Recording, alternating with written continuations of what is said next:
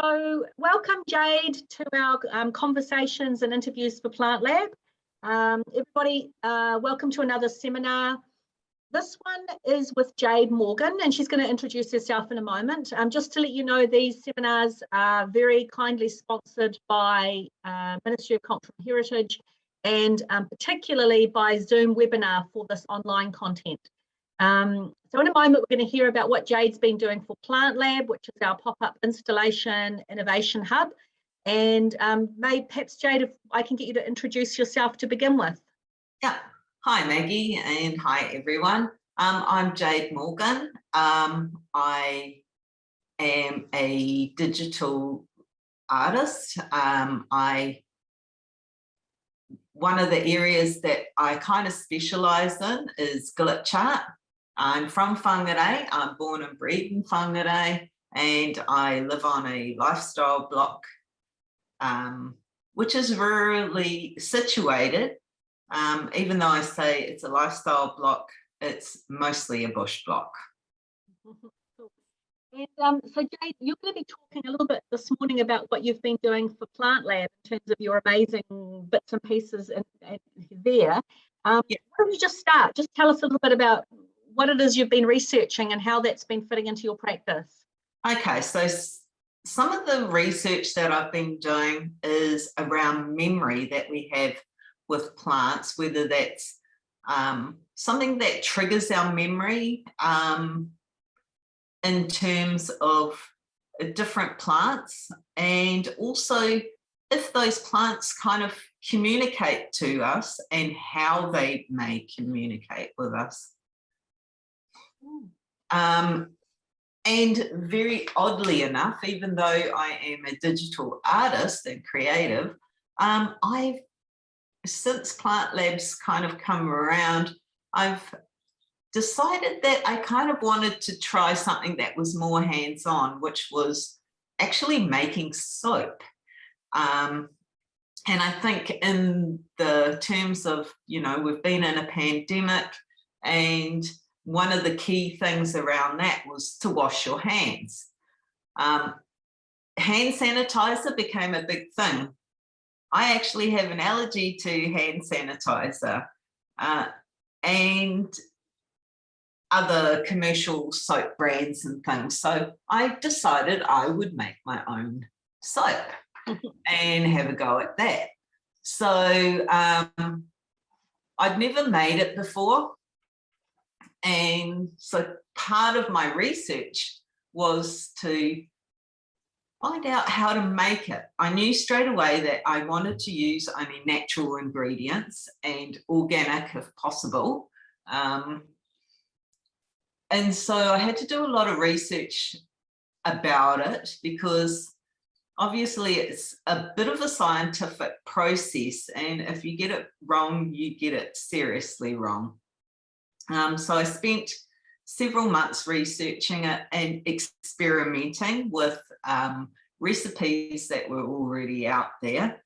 And once I felt confident that I knew how to make this quite successfully, then I was able to start experimenting with my own recipes, some of which were utter failures, and some of them came out really good.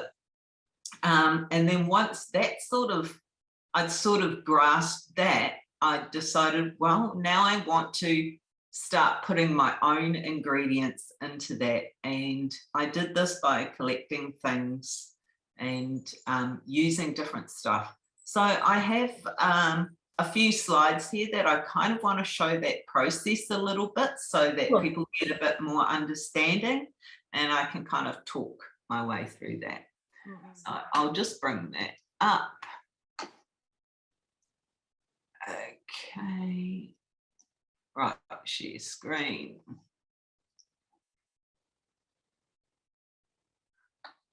Desktop. All right. So some of the things that I do is I actually go and collect different things from around my property.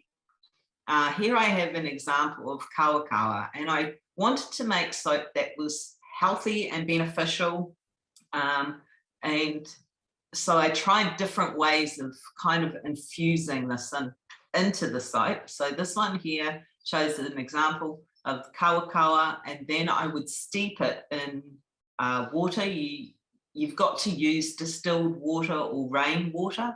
I've been using rainwater because I want to keep it, you know, quite as natural as I can.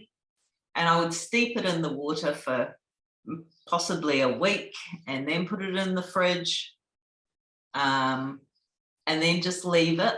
Then I would turn it into ice cubes. So put it into ice cubes and then add this to these. The part of this is working with lye. So I make cold press soaps, which is a bit more of a process. I found by using the ice cubes, once you add them to the lye, it actually sort of counteracts some of the fumes. So now I always add this to it. And it also made this amazing color, which I absolutely loved. So while that's kind of doing its own thing over there, and you've got to let it get to a certain temperature and all of this, and there's a lot of health and safety involved, then I would kind of move on. So we have hard oils, we have liquid oils, and then I use hard butters as well. So in here I have natural, organic coconut butter, coconut oil and shea butter. And in the other one here, I use things like olive oils, castor oils. Sometimes I use rice bran oils. I've tried a bit with that. I've kind of got my own recipe now where I just use as less ingredients as possible. Sometimes I use sunflower oil, and the hard oils are melted and then they're mixed together.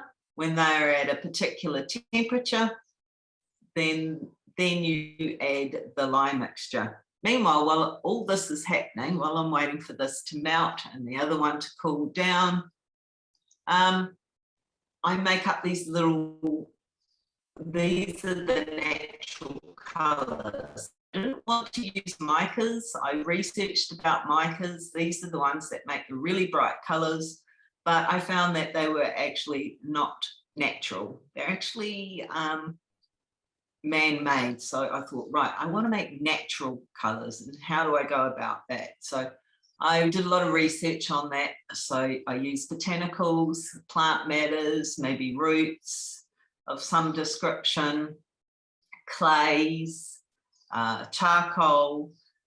So this picture here shows that when it's in the powdered form, and then I add just a tiny little bit of oil or something like that, just so that when I put the soap batter into it, you haven't got a lot of lumps in it.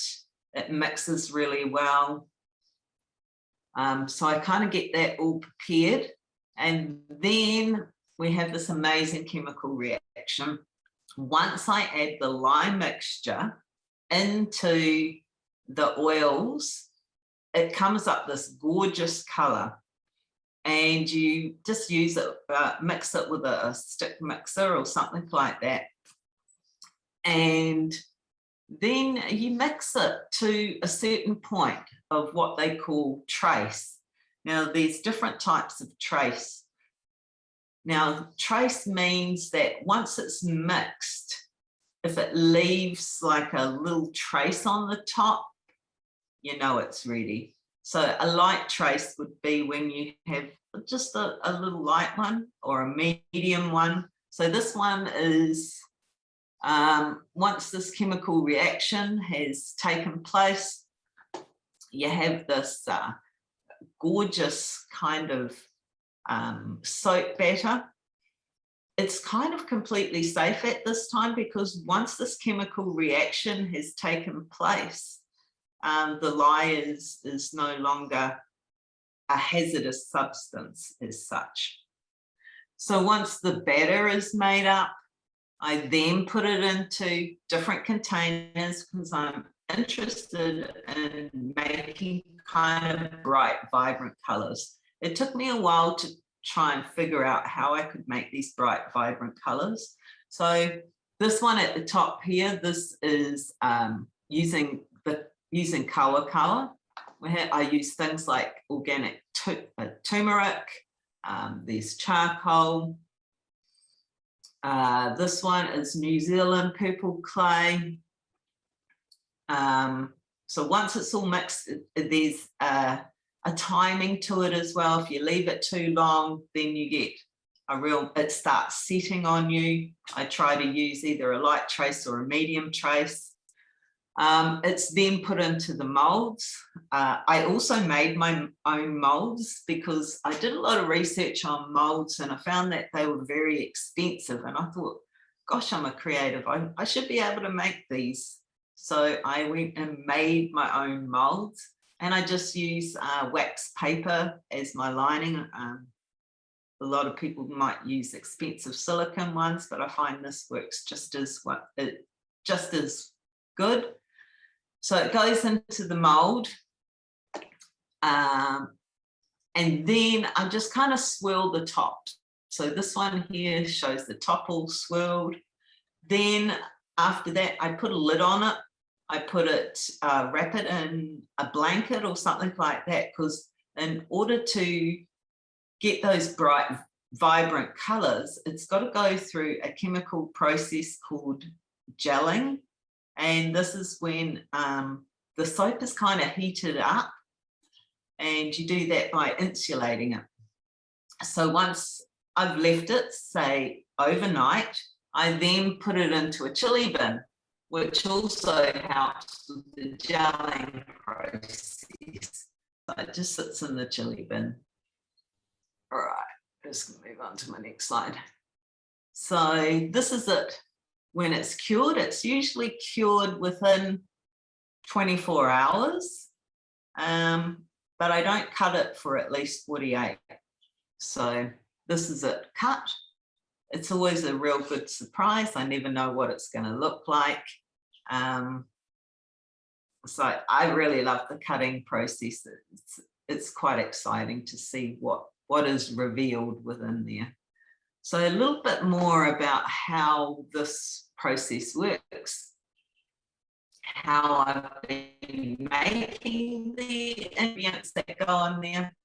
So here I've used kawa kawa as an example. I've used a lot of different botanicals. I also have to research whether they're safe, what the health benefits are to us, how they may affect different people. So I try to stick to things that are fairly neutral.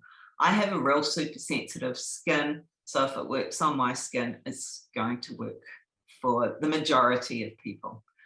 This kawa kawa here, when we had a big storm recently, I didn't go out and pick it off the tree. I was able to just gather it up at the base of the tree where the storm had blown it off. I dry it. I put it in paper bags and I dry it. Sometimes over the winter, I've been able to dry it on a drying rack above my coal range. I leave it in the paper bags and just kind of give them a shake every so often.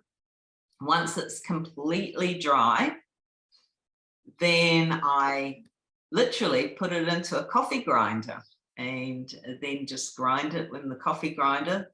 The smaller the granules, the better that it is. And then I just put it into containers ready to be used. So this is kind of what it looks like. I've got your powder, I add a bit of oil to it, and then then I add the soap batter to it. So, and just to kind of follow on with that, what does it look like when it's in soap?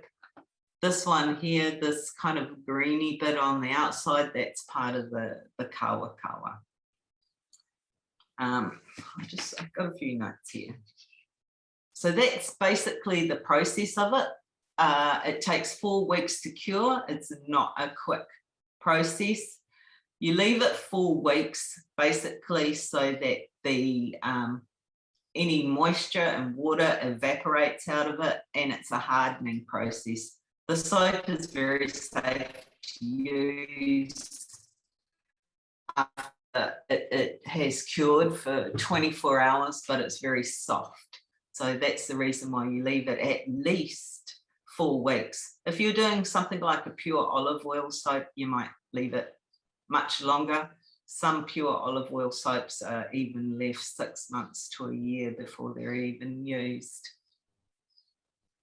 So how does this kind of relate to what I do as a digital artist, particularly around my glitch art?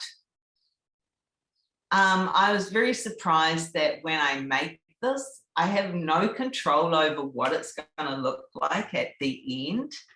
And when I kind of mix it, this is me putting it in the soap mold as it is.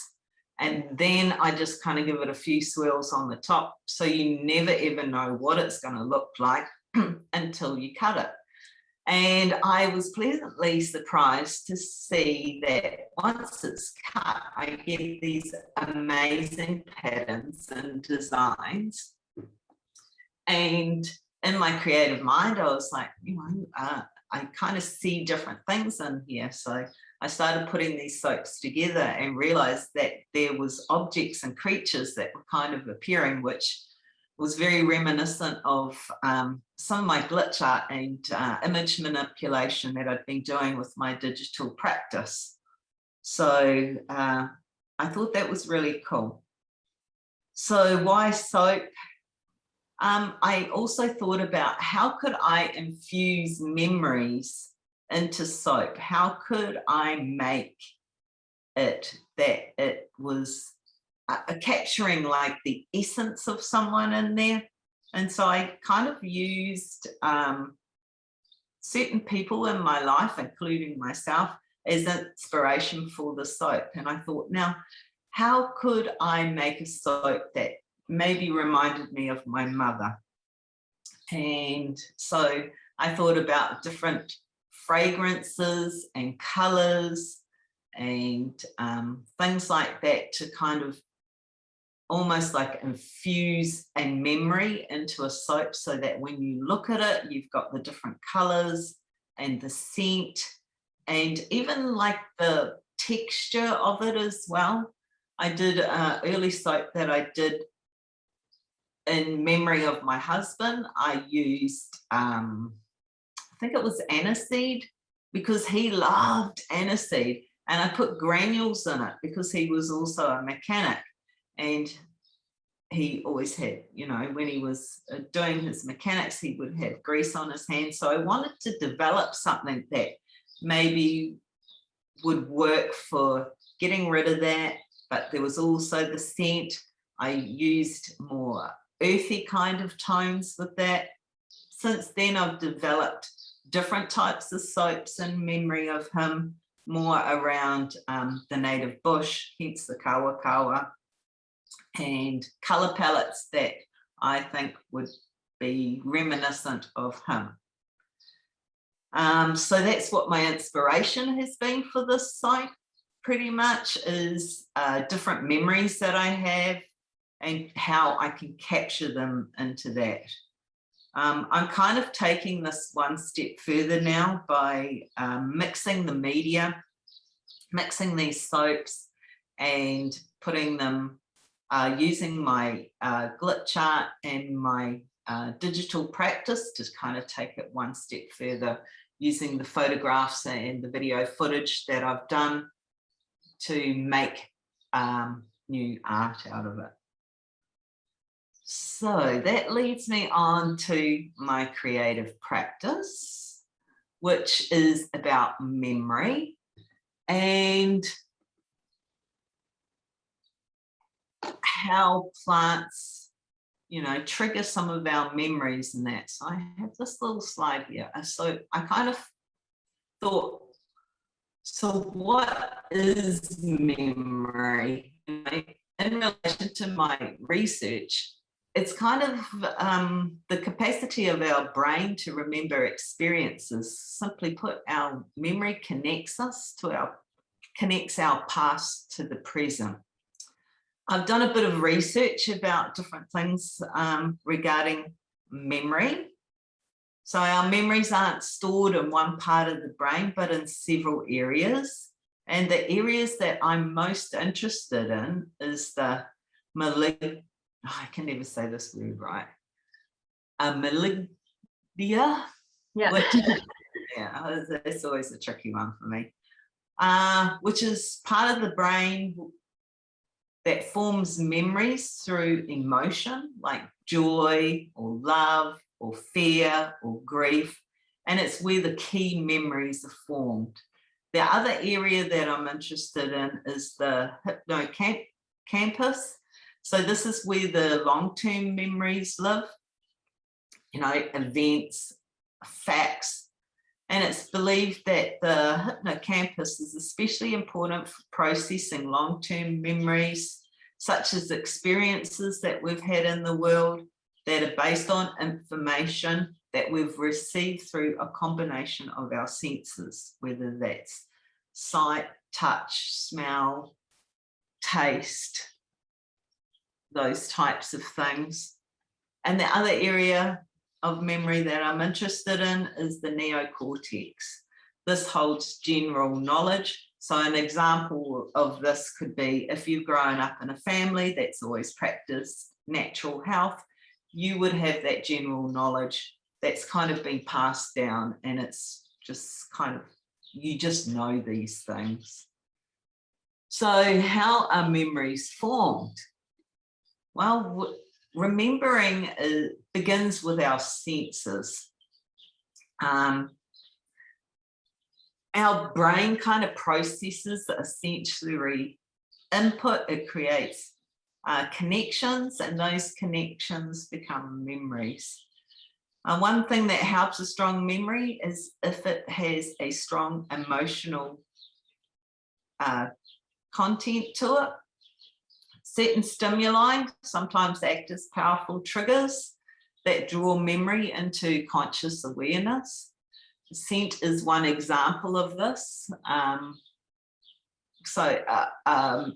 Just for an example, when I smell the smell of violets, it always makes me think of my grandmother.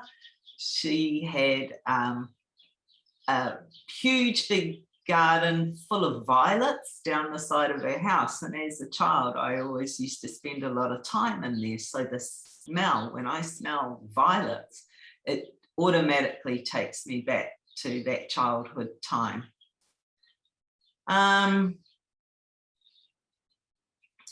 So, you know, it brings back vivid memories that connect people and events from perhaps a person's past.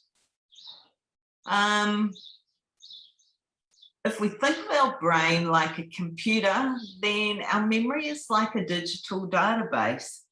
If something triggers a search of the database, and we kind of retrieve and recall that memory. So, yeah, just having a look at my notes around here. I can just stop sharing this screen now. Jade, that's so fascinating. It is, isn't it? It's really interesting. I really love the way that you're kind of using a similar mindset to work with the soap kind of in a really practiced way. And because you're doing that in a certain sense, it's revealing in the same way that you do when you do your glitch art. Like it's kind of, there's a comparison there in terms of sort of you put a bunch of things in and the unexpected happens, right? Because that's what happens when you kind of hack your glitch art stuff. Yeah, that's it. Really interesting. And just to clarify, for those who are watching, I'm sorry, Jade, but your partner and your mum have passed on, have they not? So these are kind of memories of those who have passed and kind of capturing that information in some way. That's right. And it's also kind of finding out new information as well. an example of this is when my husband passed and I had to plan the funeral, I wanted the family involved. And so I gave one of the tasks to one of the family members to organise the flowers. I had enough to deal with. And they said to me, what was Tim's favourite flower? And, you know, he's a guy, he wasn't interested in flowers as such. He was also a bushman, so I always related any kind of native plant to him. But when I went to the funeral home, I saw this casket spray there, and I knew straight away it was his. And I says, oh, is that Tim's casket spray? And they said, yes. And in it was twisted willow and sunflowers. Now, the twisted willow had a kind of a strong connection, because when we lived at his grandparents' place, there was a twisted willow tree there, and we always parked our car there under these twisted willow trees. And I was always fascinated about the artistic structure of them. But the sunflowers kind of got me, because I didn't really associate it with him. But then in hindsight, I thought, oh, it was like the perfect flower, because he did have association with the colour yellow. The first mobile phone that we got, you could buy them in different colours. We got a yellow one. We painted when I was redecorating my house, and I let him choose the colour for the windowsills one time, and he chose this bright yellow, which was, in my thoughts, absolutely hideous. But he'd had this association with the yellow, so I kind of thought, well, that's actually kind of perfect. I then realised much later that it was the perfect flower for him, because he was a Leo, and sunflower is the flower of Leo. And I'm sure when the cousin chose these things, these were not in her mind at all, but it was almost like, did those plants kind of communicate to her, or was it coming through? Was she getting information from somewhere else to choose these different things? Because at the beginning, she said to me, oh, I'm going to get red roses.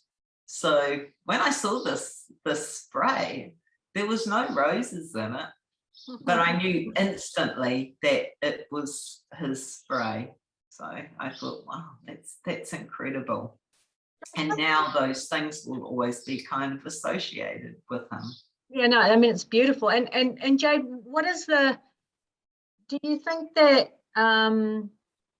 what's your next steps around this? What do you think you're going to be moving into in terms of your next bit of your research around this? Okay, so my research around my next steps is I want to be collecting data from others about their memories with plants.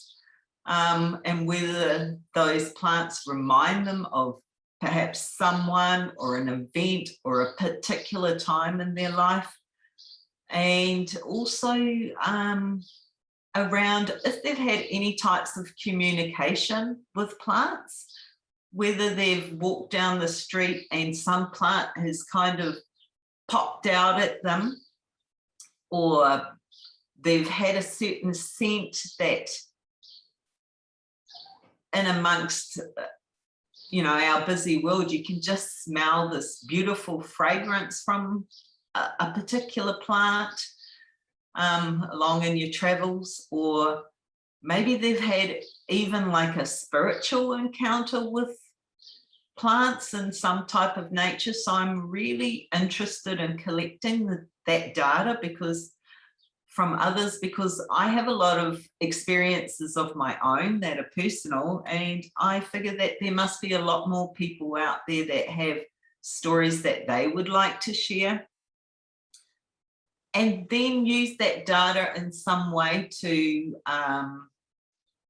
form more of my work in the future. And in terms of PlantLab, the space, you've got some examples of the soap that you've made, and you've also got a link to that, essentially that online form so people can fill things in. And you've also got some examples of the glitch art, and mixed with some very abstract and quite beautiful images of making the soap, haven't you? So it's kind of a mix between that sort of analog craft process with your kind of crafted glitch art and videography, which is, I find, really, really fascinating as a practice. What do you think, Jade, in terms of PlantLab, how has it been as an experience for you so far? Like, how has it informed, if it has at all, your practice or supported your practice? Well, it's quite interesting because yesterday when I was kind of thinking about this workshop and putting things together, and I'd realized that I'd used plants in my practice. I've been using them in my practice for years. When I kind of reviewed some of my work, my past work, and I thought, gosh, I've been using the plants for years in my practice. Mostly as, when I was doing my glitch art, mostly as my models. You know, I would capture footage or take photographs of plants and then experiment with it using glitch and other manipulation to see what I could do with it. So I think this has kind of extended that in some way, that now plants has become the focus rather than the creativity. That before it was more about the creativity, and maybe I didn't really think about what I was actually doing. So I'm more mindful that around the significance of plants plays in our lives.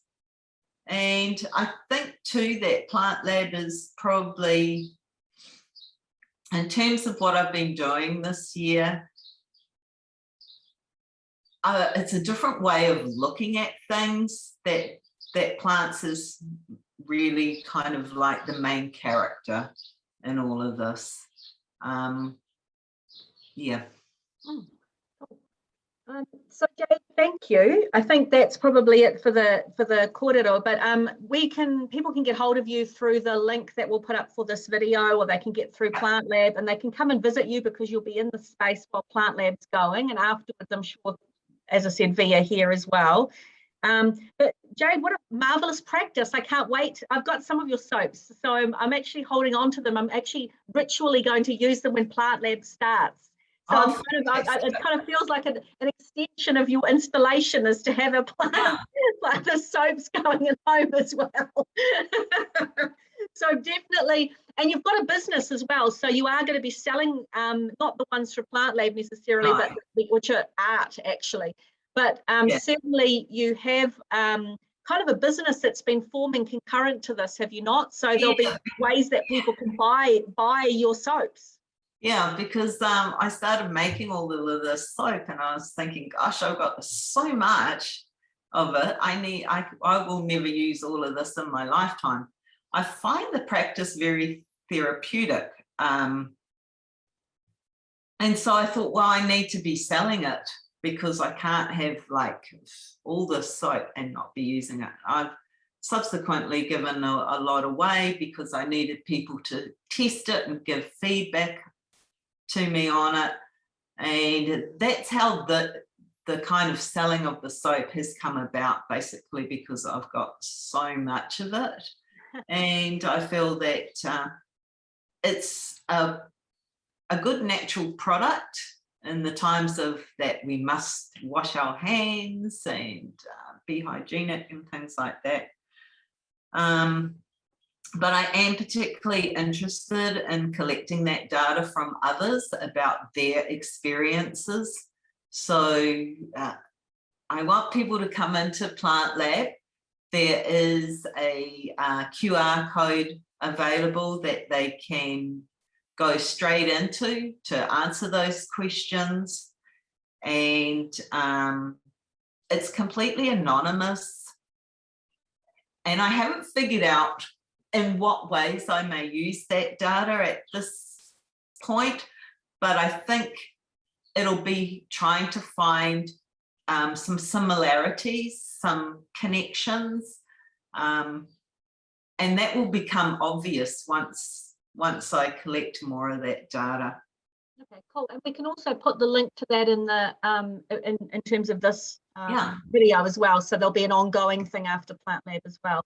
So Jade, thank you again for your time and your marvelous explanation. And I look forward to trying your soap.